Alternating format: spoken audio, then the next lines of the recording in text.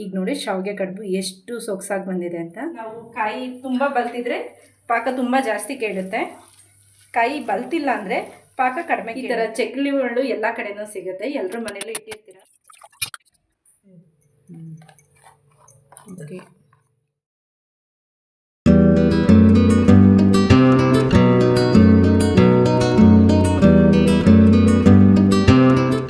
ನಮಸ್ಕಾರ ಎಲ್ರಿಗೂ. ಇವತ್ತು ನಮ್ಮ ಮೊದಲನೇ ಡಿಶ್ ಆದಂತಹ ಲಾವರಿಯಾ ಅಂತ ಒಂದು ಡಿಶ್ ಮಾಡ್ತಾಯಿದ್ದೀನಿ.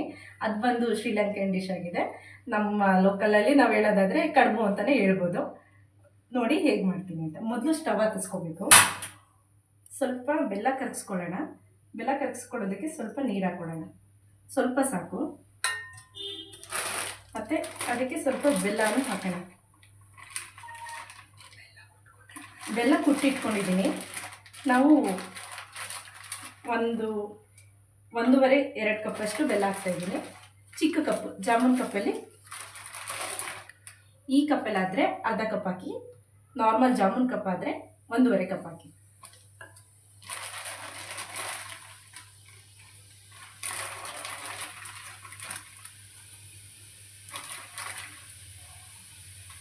ಈಗ ಬೆಲ್ಲ ಕರ್ಗಕ್ಕೆ ಇಟ್ಟಿದ್ದೀನಿ.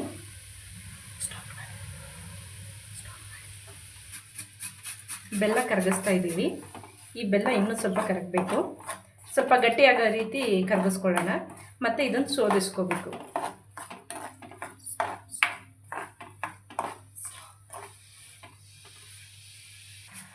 ಬೆಲ್ಲ ಇಷ್ಟು ಕರಗಿದ್ರೆ ಸಾಕಾಗುತ್ತೆ ನೋಡಿ, ಈ ಥರ ಇರಲಿ. ಇದನ್ನು ನಾವು ಶೋಧಿಸ್ಕೊಳ್ಳೋಣ. ತುಂಬ ಗಟ್ಟಿನೂ ಬೇಡ, ಪಾಕ ಥರ ಬರಬಾರ್ದು ಬೆಲ್ಲ. ಏನಕ್ಕೆ ಅಂದರೆ ನಾವು ಈ ಸ್ಟೀಮ್ ಮಾಡೋದ್ರಿಂದ ಬೆಲ್ಲ ಮತ್ತೆ ಕನಗ್ಬಿಡುತ್ತೆ. ಪಾಕ ಬರದಿರೋ ರೀತಿ ನಾವು ಇಷ್ಟರಲ್ಲೇ ಆಫ್ ಮಾಡ್ಕೊಳ್ಳೋಣ. ಬೆಲ್ಲ ಈಗ ಕನ್ಕಿದೆ. ಕನ್ಕಿದ್ನ ಬೆಲ್ಲನ ನಾವು ಶೋಧಿಸ್ಕೊಳ್ಳೋಣ. ಬೆಲ್ಲ ಸೋಸದೆ ನಾವು ಮಾಡಬಾರ್ದು, ಏನಕ್ಕೆ ಅಂದರೆ ಅದ್ರಲ್ಲಿ ಕಲ್ಲಿರುತ್ತೆ, ಕಸ ಎಲ್ಲ ಇರುತ್ತೆ. ಸೊ ಅದರಿಂದ ನಾವು ಸೋಸ್ಕೊಂಡೇ ಮಾಡಬೇಕು.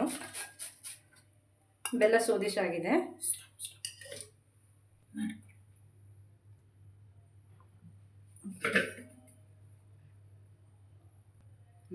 ಈಗ ಲಾವೆರಿಯಾ ಮಾಡೋದಕ್ಕೆ ಪಾಕಕ್ಕೆ ಬೆಲ್ಲ ರೆಡಿಯಾಗಿದೆ. ಈಗ ನಾವು ಹಿಟ್ಟನ್ನು ಮಾಡ್ಕೋಬೇಕು. ಹಿಟ್ಟನ್ನು ಮಾಡ್ಕೊಳ್ಳೋದಕ್ಕೆ ನಾವು ಈ ಕಪ್ಪಲ್ಲಿ ಅಕ್ಕಿ ಹಿಟ್ಟು ತೊಗೊಂಡಿದ್ದೀನಿ, 2 ಕಪ್ಪಷ್ಟು. ಇದೇ ಕಪ್ಪಲ್ಲಿ ನಾನು 2 ಕಪ್ಪಷ್ಟು ನೀರನ್ನು ಹಾಕ್ಕೊಳ್ತಾ ಇದ್ದೀನಿ.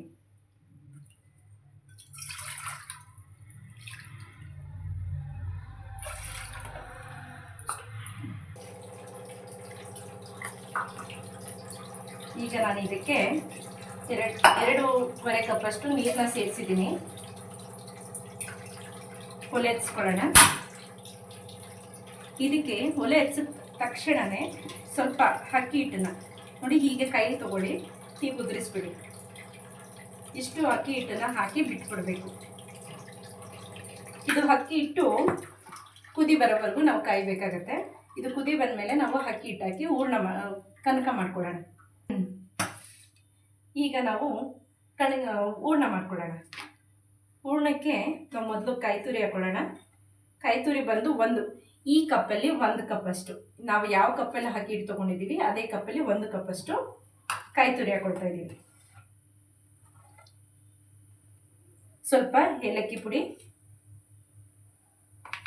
ಈಗ ನಾವು ಬೆಲ್ಲ ಕನಕಿಸಿ ಇಟ್ಕೊಂಡಿದ್ವಲ್ಲ, ಈ ಕಪ್ಪಲ್ಲಿ ಅರ್ಧ ಕಪ್ಪಷ್ಟು ಬರುತ್ತೆ ಬೆಲ್ಲ. ಈ ಬೆಲ್ಲದ ಪಾಕನ ಸ್ವಲ್ಪನೇ ಹಾಕಿ ಮಿಕ್ಸ್ ಮಾಡ್ಕೊಳ್ಳೋಣ. ಸೊ ಪೂರ್ತಿ ನಾವು ಕರಗಿಸಿರೋ ಎಲ್ಲ ಬೆಲ್ಲನೂ ಹಾಕಬೇಕು ಅಂತ ಏನಿರಲ್ಲ.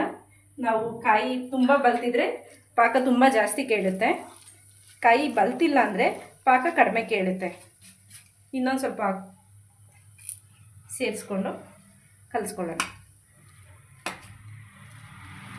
ನಮ್ಮದು ಕಾಯಿ ತುಂಬ ಬಲ್ತಿಲ್ಲದೆ ಇರೋದ್ರಿಂದ ತುಂಬ ಪಾಕ ಕೇಳ್ತಿಲ್ಲ. ಸೊ ನಮ್ಮದು ಇನ್ನೂ ಪಾಕ ಇಷ್ಟು ಉಳಿದಿದೆ. ಇದನ್ನು ನಾವು ಸೈಡ್ಗೆ ಇಡ್ಬೋದು, ಬೇರೆ ಅಡುಗೆಗೆಲ್ಲ ಬಳಸ್ಬೋದು. ಸೊ ಇದು ಹೂರ್ಣ ರೆಡಿಯಾಗಿದೆ.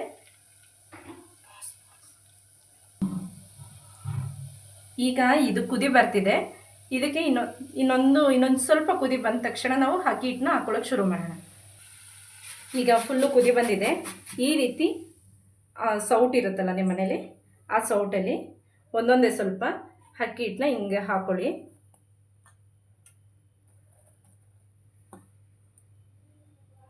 ಈಗ ನಾನು 1 ಕಪ್ಪಷ್ಟು ಅಕ್ಕಿ ಹಿಟ್ಟನ್ನ ಸೇರಿಸಿದ್ದೀನಿ. ಇದೇ ಸೌಟಲ್ಲಿ ಹಿಂಗೆ ತಿರುಗಿಸ್ಕೊಳ್ಳೋಣ. ನೋಡಿ ಹೀಗೆ ಗಟ್ಟಿ ಆಗ್ತಾ ಇರುತ್ತೆ.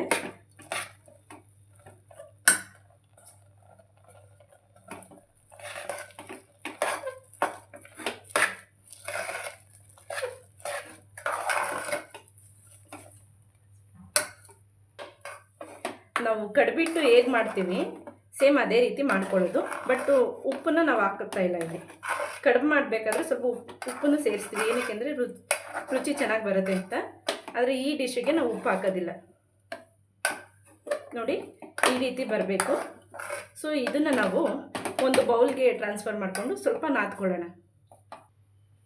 ಈಗ ಮಾಡಿಟ್ಕೊಂಡಿರೋ ಹೂರ್ಣ ಇದನ್ನು ಹಾಕ್ಕೊಳ್ಳೋಣ. ಕಡುಬಿಟ್ಟನ್ನು ಇದಕ್ಕೆ ಟ್ರಾನ್ಸ್ಫರ್ ಮಾಡ್ಕೊಳ್ಳೋಣ. ಅದೇ ಅದರಲ್ಲೇ ಕಲಿಸ್ಬೋದಲ್ವ, ಏನಕ್ಕೆ ಈ ಥರ ಹಾಕ್ಕೊಳ್ತಿದ್ದೀವಿ ಅಂತ ಅಂದರೆ, ಅದರಲ್ಲೇ ಕಲಿಸಿದ್ರೆ ಹಿಟ್ಟು ನೀಟಾಗಿ ನಾದಕ್ಕಾಗಲ್ಲ, ಬಿಸಿ ಇರುತ್ತೆ.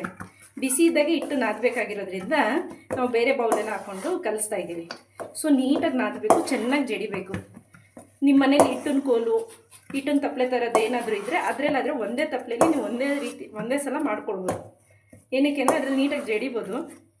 ನಾವು ದಬ್ರಲ್ಲಿ ಮಾಡ್ತಿರೋದ್ರಿಂದ ನೀಟಾಗಿ ಜಡಿಯೋಕ್ಕಾಗಲ್ಲ. ಸೊ ಈ ರೀತಿಯೇ ಜಡಿಬೇಕಾಗುತ್ತೆ. ಈ ಥರ ಚಕ್ಲಿ ಒಳ್ಳೆ ಎಲ್ಲರೂ ಮನೇಲಿ ಇರುತ್ತೆ.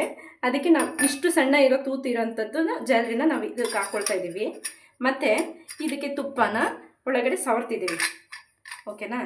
ಈಗ ನಾವು ಜಡ್ದು ಇಟ್ಕೊಂಡಿದ್ವಲ್ಲ ಈ ಹಿಟ್ಟನ್ನ ನಾವು ಹಿಂಗೆ ಶಾವಿಗೆ ಹಿಟ್ಟನ್ನ ನಾದ್ಕೊಳ್ಳೋ ಥರ ನಾದ್ಕೊಂಡು,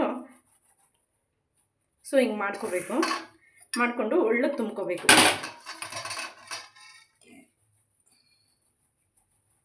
ಹೀಗೆ ಹೊಳ್ಳಕ್ಕೆ ತುಂಬಿಕೊಂಡು ಸ್ವಲ್ಪನೇ ತುಂಬಿಕೊಳ್ಳಿ. ಏನಕ್ಕೆ ಅಂದರೆ ಅದು ಏರ್ಲಾಕ್ ಆಗುತ್ತೆ. ಏರ್ಲಾಕ್ ಆದರೆ ನೀಟಾಗಿ ಶಾವಿಗೆ ಬರೋದಿಲ್ಲ.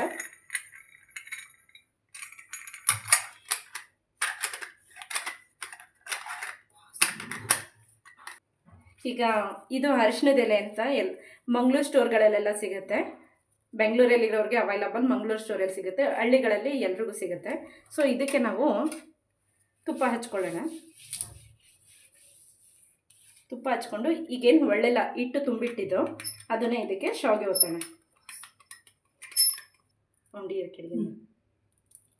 ಈಗ ಸುತ್ತ ಅಂದರೆ 2 ಸುತ್ತು ಬರಬೇಕು, ರೌಂಡಕ್ಕೆ ಬರಬೇಕು. ಈ ಥರ ಸುತ್ತು ಬರಬೇಕು. ಇಲ್ಲಿಗೆ ನಿಲ್ಲಿಸೋಣ.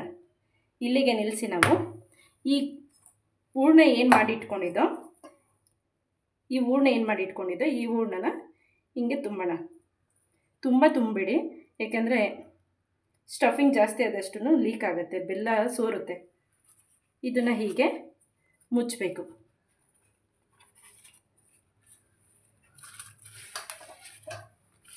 ಇದೇ ರೀತಿ ನಮ್ಮ ಹತ್ರ ಇರೋ ಎಲ್ಲ ಎಲೆಗೂ ನಾವು ಮಾಡ್ಕೊಳ್ಳೋಣ.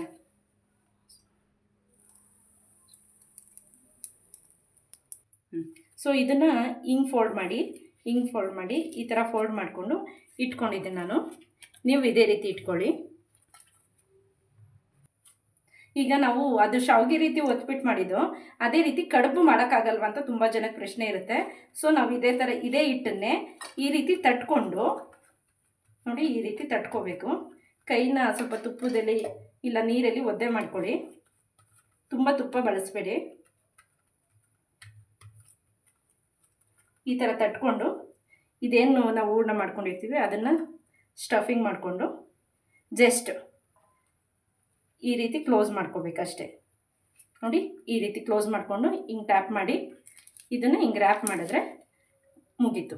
ಇದು ಕಡುಬು ಥರನೂ ಆಗುತ್ತೆ. ನೀವು ಮಂಗಳೂರು ಕಡೆ ಹಬ್ಬಗಳಲ್ಲಿ ನೀವು ಆ ರೀತಿ ಕಡುಬನ್ನ ನೋಡಿರ್ತೀರಿ. ಬಟ್ ಇದು ಶ್ರೀಲಂಕಾದಲ್ಲಿ ಮಾಡೋ ರೀತಿ ಕಡುಬು ನಾನು ಮಾಡ್ತಾಯಿದ್ದೀನಿ.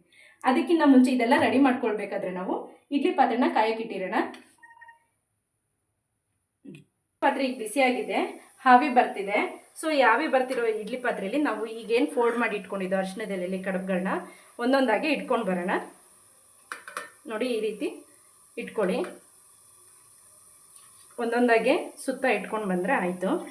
ಸೊ ಇದೆಲ್ಲ ಜೋಡಿಸಾಗಿದೆ.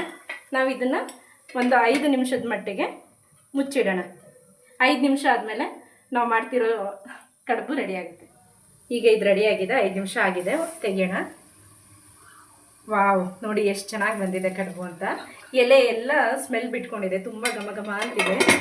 ಅರಿಶಿಣದ ಎಲೆಯಲ್ಲಿ ಏನಕ್ಕೆ ಮಾಡ್ತಾರೆ ಅಂದರೆ ಅದು ಫ್ಲೇವರ್ ಆರ್ಗ್ಯಾನಿಕ್ ಆಗಿರುತ್ತೆ, ಮತ್ತು ಆಯುರ್ವೇದಿಕ್ ಮೆಡಿಸನ್ ಪ್ರಕಾರ ಏನೋ ಒಂದು ಇದೆ, ಬಟ್ ನನಗೆ ಗೊತ್ತಿಲ್ಲ. ತಿಳ್ಕೊಳ್ಬೇಕಿದ್ರೆ ಹೇಳ್ಕೊಡ್ತೀನಿ. ಈಗ ಒಂದೊಂದು ಈಚೆ ತೆಗೆಯೋಣ. ಬರೀ ಕೈಯಿಂದ ತೆಗಿಯೋಕೆ ಹೋಗ್ಬಿಡಿ, ಒಂದು ಸ್ಪೂನ್ ತೊಗೊಳ್ಳಿ, ಹಿಂಗೆ ಲಿಫ್ಟ್ ಮಾಡಿ. ಏನೂ ಹೊಡೆದಿರಲ್ಲ, ತುಂಬ ಚೆನ್ನಾಗಿ ಬರುತ್ತೆ. ಒಂದೊಂದೇ ತುಂಬ ಬಿಸಿ ಇರುತ್ತೆ, ಸ್ವಲ್ಪ ನೋಡ್ಕೊಂಡು ತೆಗೀರಿ. ಈಗ ತೆಗೆದು ನೋಡೋಣ ಹೇಗೆ ಬಂದಿದೆ ನಮ್ಮ ಕಡುಬು ಅಂತ. ನೋಡಿ ಎಷ್ಟು ಚೆನ್ನಾಗಿ ಬಂದಿದೆ. ವಾವಲ್ಲ, ಇದು ನಾವು ನಾರ್ಮಲ್ಸ್ ಮಾಡಿದ್ವಲ್ಲ ಆ ಕಡುಬು. ಈಗ ಇನ್ನೊಂದು ತೆಗಿಯೋಣ. ಆಗಲೇ ನಾರ್ಮಲ್ ಕಡುಬು ತೆಗೆದಿದ್ದು, ಈಗ ನೋಡಿ ಶಾವಿಗೆ ಕಡುಬು ಎಷ್ಟು ಸೊಗಸಾಗಿ ಬಂದಿದೆ ಅಂತ. ತುಂಬ ಚೆನ್ನಾಗಿ ಕಾಣಿಸ್ತಿದೆ, ತಿನ್ನೋಕ್ಕೂ ಅಷ್ಟೇ ತುಂಬ ಚೆನ್ನಾಗಿದೆ.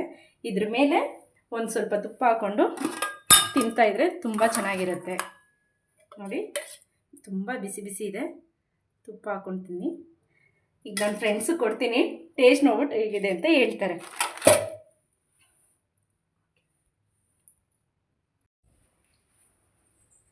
ಈಗ ನನ್ನ ಫ್ರೆಂಡ್ಸಿಗೆ ಟೇಸ್ಟ್ ಮಾಡೋದಕ್ಕೆ ಕೊಡ್ತಾ ಇದ್ದೀನಿ, ಅವ್ರ ರುಚಿ ನೋಡ್ಬಿಟ್ಟು ಹೇಳ್ತಾರೆ.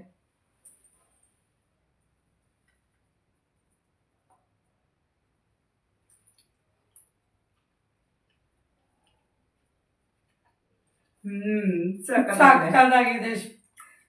ಇದು ಅರಿಶಿಣದ ಎಲೆದು ಫ್ಲೇವರು ತುಂಬಾ ಚೆನ್ನಾಗಿ ಸಿಗ್ತಿದೆ. ಮತ್ತದ್ದು ಒಳಗಡೆ ಸ್ಟಫಿಂಗ್ ಇದೆಯಲ್ಲ, ಕಾಂಬಿನೇಷನ್ ಸಕ್ಕತ್ತಾಗಿದೆ, ಚೆನ್ನಾಗಿದೆ. ನಾನು ಇದು ಫಸ್ಟ್ ಟೈಮ್ ತಿಂತಾ ಇರೋದು. ತುಂಬಾ ಚೆನ್ನಾಗಿದೆ. ಲಾವರಿಯ ನಮ್ ಕಡೆ ಕಡುಬು ತರಾನೇ ಇದೆ, ಬಟ್ ಇದು ಡಿಫ್ರೆಂಟ್ ಆಗಿದೆ. ಮಾಡೋ ಸ್ಟೈಲ್ ಬೇರೆ ಇದೆ ಅಷ್ಟೇ. ಆದ್ರೆ ನಾವು ಹೇಳೋದಾದ್ರೆ ನಮ್ ಕಡಬೆ ಅಂತ ಅನ್ಬೋದು. ಇದಕ್ಕೆ ಕನ್ನಡದಲ್ಲಿ ಒಂದು ಹೆಸರು ಕೊಡೋಣ ನಾವೇನೆ, ಲಾವರಿಯ ಬೇಡ, ಶಾವಿಗೆ ಕಡುಬು ಅಂತ ಮಾಡೋಣ. ಚೆನ್ನಾಗಿದೆ ಹೆಸರು, ತುಂಬಾ ಚೆನ್ನಾಗಿದೆ, ಸಕ್ಕತ್ತಾಗಿದೆ, ತುಂಬಾ ಚೆನ್ನಾಗಿದೆ. ಸೊ ಎಲ್ಲರೂ ಟ್ರೈ ಮಾಡ್ತೀರಾ ಅಲ್ವಾ? ಟ್ರೈ ಮಾಡಿ ಹೆಂಗ್ ಬಂತು ಅಂತ ಕಮೆಂಟ್ ಮಾಡಿ. Thank you.